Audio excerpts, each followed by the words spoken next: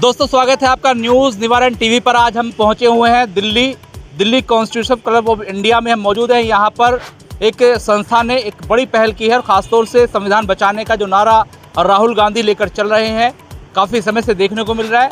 उसी तर्ज पर अब एक बार फिर राहुल गांधी से जुड़े लोग या फिर अन्य जो सामाजिक लोग हैं वो संविधान बचाने, धर्मनिरपेक्षता और जो हक हकूक़ दिए गए हैं आवाम के लिए उसको कैसे सुरक्षित रखा जाए, इस पर बात यहाँ पर सेमिनार हुआ, बात हुई है।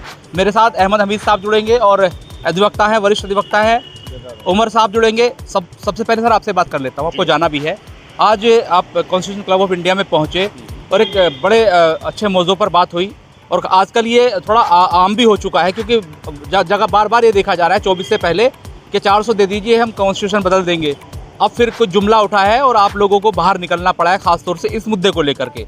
एक तरफ जो है चुनाव है बिहार के अंदर और अब जगह जगह इस तरह की चीज़ें सामने आने लगी हैं। तो यहाँ पर प्रोग्राम क्या था ख़ास तौर से और क्या आपने व्यू दिए और कैसे जो आपने जो मुद्दा रखा था उस पर निष्कर्ष क्या निकल कर आया, क्या कहेंगे इसको लेकर? देखिए, आज जो ये सेमिनार हुआ है ये जो बेसिकली जो प्रियम्बल है हमारा कॉन्स्टिट्यूशन का, उसको लेकर हुआ है कि हमारे प्रियम्बल में दो बहुत अहम वर्ड्स हैं।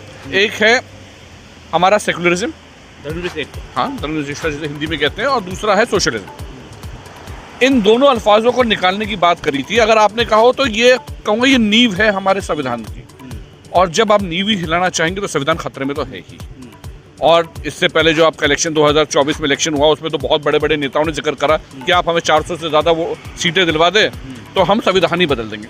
अब संविधान में क्या बदलना चाहते हैं आप? ये हिंदुस्तान के हर आवाम को एक हक दे रखा है कॉन्स्टिट्यूशन ने कि हम जो चाहे धर्म को मान सकते हैं, हम अपने धर्म के अनुसार चल सकते हैं, खाने पीने रहने हर चीज़। अब ये आज़ादी आप हटाना चाहो, आप कहो कि नहीं फलाने धर्म के जो व्यक्ति होंगे वो इस मुल्क में इस आज़ादी से नहीं रह सकते या नहीं रह ही नहीं सकते। जिसका आप छोटा सा एग्जाम्पल लीजिए तो आपने 2 कानून बनाए थे, CAA NRC। वो किस लिए थे? वो भी अगर आप गौर से बहुत देखें तो एक धर्म के लोगों को तंग करने के लिए ही बनाए गए थे। उन्होंने उसका अल्फाज इस्तेमाल नहीं किया, लेकिन कोशिश तो यही थी, मतलब तो यही था। तो आज जो हिंदुस्तान को बचाना चाहते हैं, संविधान को बचाना चाहते हैं, उन लोगों ने एक पहल करी है कि भाई तुम 400 लाओ या 500 लाओ, पर ये जो हमारा संविधान है वो ऐसा कुछ नहीं है कि जिसको कोई भी आकर रौनता हुआ चला जाएगा। ये हमारा संविधान है और इसमें मेरा अपनी जो राय रही है वो ये रही है कि इनकी सारी कोशिश संविधान को जो बदलने की है उसमें सबसे बड़ी पहल ये जो करना चाहेंगे वो ये होगा कि हिंदुस्तान से लोकतंत्र हटा दें। और लोकतंत्र का मतलब, हटाने का मतलब मेरा ये नहीं है कि वो इलेक्शन ना होने दें, लेकिन इलेक्शन को फेयर ना होने दें, जिस तरीके से होनी चाहिए उस तरीके से ना होने दें। तानाशाही हो जाएगी, इस तरीके से तानाशाही हो जाएगी। उसके बाद आप 400 नंबर लाओ या 500 लाओ, आप हिसाब से कानून बदलते रहेंगे। बिल्कुल फिर नंबर रह जाएगा सर।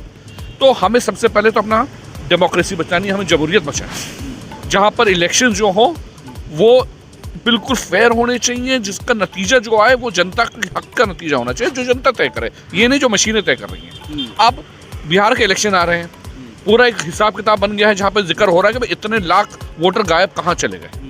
पूरा इलेक्ट्रोल जो है हमारा वोटिंग का, उस पर सवालात होने चाहिए और इलेक्शन कमीशन ऑफ इंडिया इस पर कोई जवाब नहीं दे पा रहे। देखिए, यहाँ पर मैं रोकना चाहूँगा।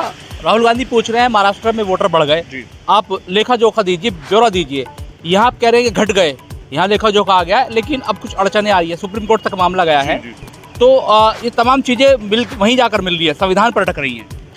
इनमें सब जगह है तो सब संविधान से ही लेना देना इसका, क्योंकि अगर जहाँ पे आपको लगता है कि आपके पास वोट कम है वहाँ पर आप अपने वोटर बढ़ा देते हैं, चाहे कहाँ कैसे बढ़ा रहे हो। जहाँ पे आपको लग रहा है कि आपके पास विपक्ष के पास ज़्यादा वोट है वहाँ पे आप घटा देते हैं। तो आप कहीं से भी हो, चाहे ऐसे करो या वैसे करो, आप चाहते तो यही कि आपकी सरकार बने, आपके MLA बने, आपके MP बने, और उसके बाद जब उनको मौका लगे तो वो संविधान में बदलाव भी कर दें।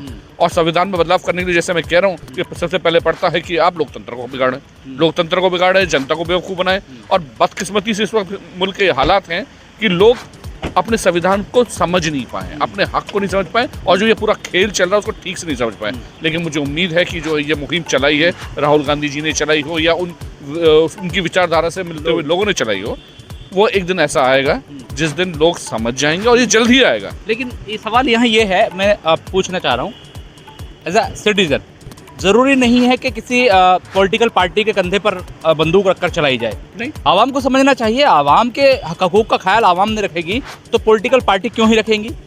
और लास्ट में देखने को ये मिलता है खाली ट्वीट कर दिया जो बैठ गए। तो आवाम क्यों नहीं चल रही है इस काम में? और आप क्या आमंत्रित करना चाहेंगे ऐसे लोगों को, क्या आह्वान करना चाहेंगे, क्या जागरूक करना चाहेंगे ऐसे लोगों को जो समझते तो हैं लेकिन कुछ करना नहीं चाहते? देखिए, मैं ये बात बिल्कुल मानता हूँ कि आवाम को खुद उठना पड़ेगा। ये किसी एक पॉलिटिकल पार्टी की जिम्मेदारी नहीं है, और पॉलिटिकल पार्टीज़ की अपनी बहुत सी मजबूरियाँ होती हैं, लेकिन एक आम आदमी की कोई मजबूरी नहीं है, वो अपने हक के लिए कभी भी लड़ सकता है।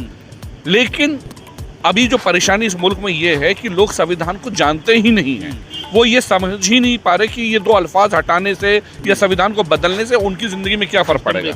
तो ये जिम्मेदारी पॉलिटिकल पार्टीज़ को लेनी पड़ेगी, जो कांग्रेस ले रही है, कि अगर हम उठ के लोगों को जागृत करेंगे, उन्हें समझाएंगे, तो एक बार हमने उन्हें जगा दिया तो आगे तो खुद ही अपना रास्ता उठाएंगे। लेकिन मैं सवाल बार बार ये करता हूँ कि मात्र 37% वोटर्स भाजपा का है, बावजूद इसके भाजपा केंद्र में भी है, बहुत सारे राज्यों में है, पहले नंबर की पार्टी है, और जो नंबर बचे 63% बचा वो तमाम जो है विपक्ष का है। बावजूद इसके विपक्ष लाचार है, विपक्ष को कर नहीं पा रहा है, विपक्ष को दुहाई देनी पड़ रही है, प्रोग्राम करने पड़ रहे हैं, विपक्ष सत्ता में नहीं आ पा रहा है। तो कहाँ कमी मान रहे हैं कि इतना वोटर्स विपक्ष के पास होने के बावजूद भी क्या मानते हैं वोटर बिखराव है? हरियाणा आप देखिए महाराष्ट्र, देखिए दिल्ली, आपका अलायंस भी बिखर गया, वोटर भी बिखर गए। तो ये क्या मान रहे हैं, ये भी सामने वाले की चाल है या आप खुद संभाल नहीं पा रहे हैं चीज़ों को? देखिए, मैं तो इसको सामने वाले की चाल में भी मानूंगा, क्योंकि हिंदुस्तान के अंदर इन्होंने धर्म के अनुसार पे या जातियों के नाम पर वोटर को बंटवा दिया।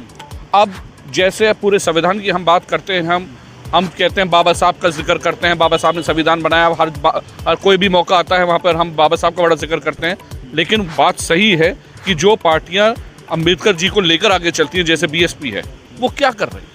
वो खुद तो जबान खोल ही नहीं रही है, वो कुछ कह ही नहीं रही है। अब उसकी जो भी मजबूरियां होंगी, मैं नहीं जानता, मैं उसको नहीं बता सकता यहाँ, लेकिन पॉइंट कुछ तो ऐसा है जिसके सामने वाले की चाल है, उनकी मजबूरी है, जो भी है, जो भी आप कहो। लेकिन हाँ, ये एक कमजोरी बन गई है जिसके पास विपक्ष एक जगह खड़ा नहीं हो पा रहा, क्योंकि कहीं ना कहीं वो पार्टियां अपने मेमेंटो में तो लिख लेंगी कि हम ये करना, हमें सब कुछ करना है, लेकिन जब करने का वक्त आता है तो ज़रा खामोश हो जाती है। देखिए, बहुत गंभीर सवाल उठाए हैं।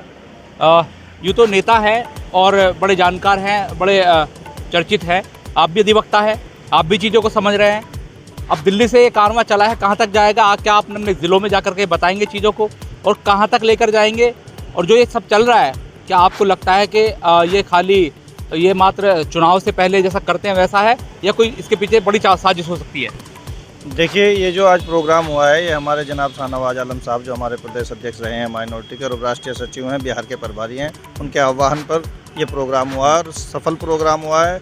और देश के और प्रदेश के कोने कोने से लोग आए हैं, बुद्धिजीवी लोग आए हैं, और ये एक बहुत गंभीर मुद्दा है। संविधान की प्रस्तावना के साथ छेड़छाड़ करना, ये अपने आप में एक बहुत गंभीर समस्या है, गंभीर मुद्दा है। इसे उठाएंगे हम। प्रदेश अध्यक्ष जी ने आज भी आदेशित करा है अपने वक्तव्य के माध्यम से कि ये जो है हर ज़िले में करेंगे, इसको ज़िले के मुख्यालय पर करेंगे, और जो दलित बस्तियों में या माइनॉरिटी बस्तियों में जाके भी इसका प्रोग्राम का हम जो है लोगों को जागरूक। क्या आपको लगता है आप लोग बहुत देरी कर रहे हैं? 20 साल पहले मुद्दा उठा, हालांकि राहुल गांधी जब से कह सकते हैं ताकतवर हुए हैं, तब से उसको लेकर चल रहे हैं।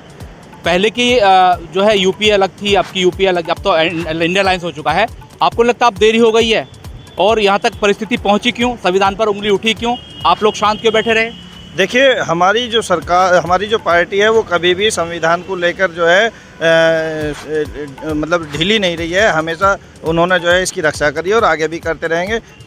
मेन बात यह है कि जो लोग इसमें मनुवादी मानसिकता के जो लोग हैं, जो इसमें संशोधन करना चाहते हैं या जो इस संविधान को संविधान मानना ही नहीं चाहते हैं, वो पहले इतने ताकत में नहीं थे जितने अब हैं। अब वो सिस्टम को ही उन्होंने कैप्चर कर लिया। वो सरकार में भी हैं, वो सरकारी सिस्टम में भी हैं, जुडिशियरी में। आपने होने क्यों दिया? आप 30-35 साल रहे, अगर आप अपनी बात करें तो आपने क्या किया? नहीं, उस तरह की मानसिकता के लोग बढ़े हैं समाज में, उसे रोका थोड़ा ही जा सकता है।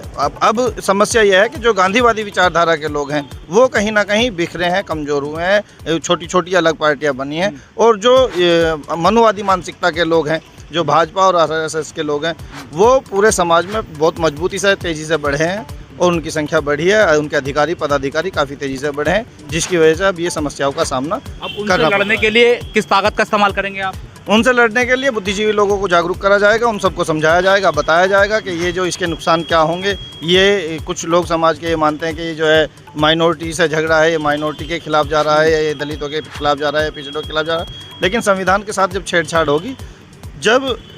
होगी तो हर दबे कुचले समाज के लोगों को समस्या का सामना करना पड़ेगा। बहुत शुक्रिया। मेरे साथ आ जाइए, जर्रार साहब थे, जर्रार उमर एडवोकेट है और अहमद साहब थे। आरिफ कुमार है, मोदनगर विधानसभा 57 से हूँ मैं। अभी जो यहाँ हमारा मीटिंग हुआ है संविधान को लेकर के, मैं समझ रहा हूँ वो हमारा एक पहल है।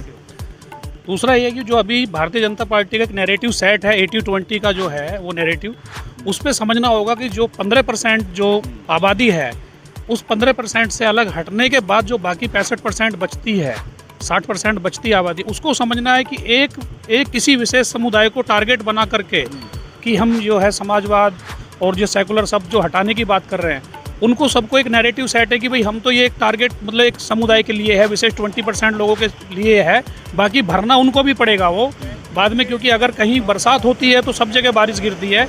अगर ये संविधान से सेकुलर शब्द और ये अपना निकाला गया शब्द इससे, तो कहीं ना कहीं SC ST और मतलब माइनॉरिटी को OBC को ये भरना पड़ेगा।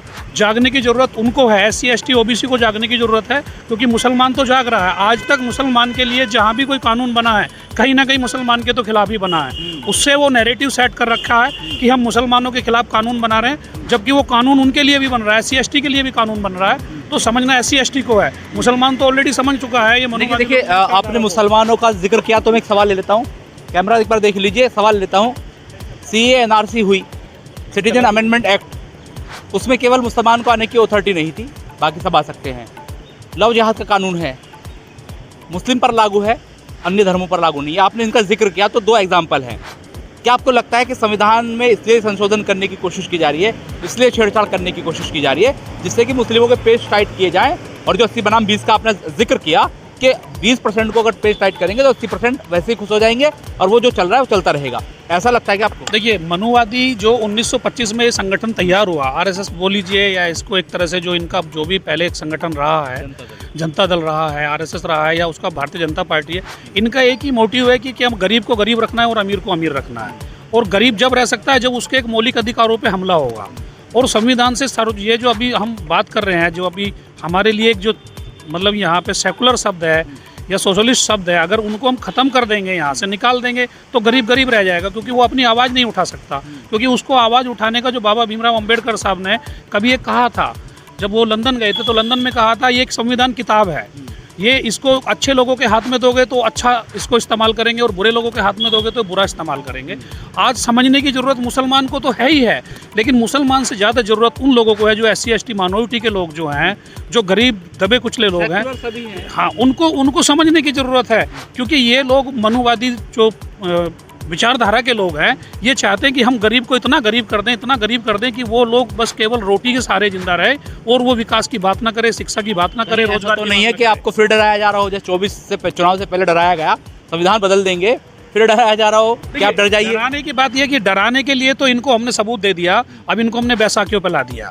जब ये लेकर के चले थे कि हम 400 लाएंगे, आज हमने इनको बैसाखी पे ला दिया। समझने की बात यह है कि अभी जो चुनाव आ रहे हैं, चाहे वो बिहार में नीतीश हों, चाहे उसमें मतलब जो है वो रामविलास पासवान के बेटे क्या नाम है चिराग पासवान हो, चाहे अपना वो क्या नाम है उनका जो एक दूसरा मतलब बैसाखियों पे जो चल रहे हैं ये लोग, उनको समझने की ज़रूरत है कि इनको जवाब देना है। वो जनता की वोट से मतलब जो हमने पार्लियामेंट में भेजे हैं। ये तो छल हुआ है, लोक दल रही हो या फिर हम साउथ में चले जाएं, चिराग की बात आप कर रहे हैं, नीतीश की आप बात कर रहे हैं। नीतीश तो पहले खुलकर सामने आ गए थे, लेकिन जो और दल हैं वो चुपचाप पहले शांति तरीके से उन्होंने इंडिया अलायंस में रहे, उसके बाद वो चले गए। तो ये तो धोखा हुआ है, तो चलता रहेगा। लेकिन संविधान आप बचाने की बात कर रहे हैं, तो आपको क्या लगता है कि जो भाजपा पहले करती है, RSS के लोग पहले करते हैं चुनाव से पहले, वो केवल डराने का काम करते हैं, बदलने की कोशिश है? 400 का नारा दिया था, बदलने की कोशिश है, उन्होंने अमेंडमेंट किए हैं, बदले हैं, कुछ लोगों के हकों को खत्म किया है। चाहे जैसे मान लो कुछ पार्ट उन्होंने जम्मू कश्मीर का धारा 35 का हो, वहाँ खत्म किया, कि जबकि वो उन्होंने और दूसरे राज्यों में जो उत्तराखंड में वहाँ नहीं किया। तो ये तो सबको महसूस है भाई, उनको पता है कि जो उनके फ़ायदे का लग रहा है कि हमें सत्ता में कब तक रहना है, कैसे रहना है, उनके पास वो प्लानिंग है ऑलरेडी। तो उनको पता है कि आज संविधान का नाम लेकर के हम केवल 20% जो हम मुस्लिमों को टारगेट बनाएंगे, बाकी सब लोगों को हम ये महसूस कराएंगे हम तो मुस्लिमों के खिलाफ हैं, बाकी हम आपके साथ हैं। लेकिन ऐसा नहीं है, वो सबके खिलाफ है, वो सबके खिलाफ हैं। अभी आप ये देख लीजिए कि वो जो स्कूलों को मर्ज कर रहे हैं, कुछ स्कूलों को बंद कर रहे हैं, वो चाहते हैं कि शिक्षा ना दे। जब शिक्षा नहीं देंगे तो रोजगार नहीं मांगेंगे, अगर रोजगार मांगेंगे तो कंपटीशन इतना हाई हो जाएगा कि सुमन कास्ट के बच्चे ही मतलब वहाँ जा पाएंगे। दलित दबा कुचला माइनॉरिटी का बच्चा तो पढ़ ही नहीं पाएगा, क्योंकि उसके पास तो पैसे नहीं होंगे फीस देने के लिए, तो वो कहाँ जाएगा। बहुत शुक्रिया। देखिए संविधान बचाने की यहाँ बात हो रही है और उसी से तमाम बातें निकल रही हैं, चाहे रोजगार मांगने की हो, एजुकेशन की हो, अपने हक हकूक मांगने की हो, फंडामेंटल राइट हो, सब तमाम चीज़ें संविधान प्रोवाइड कराता है और उसी से तमाम चीज़ें निकल रही हैं।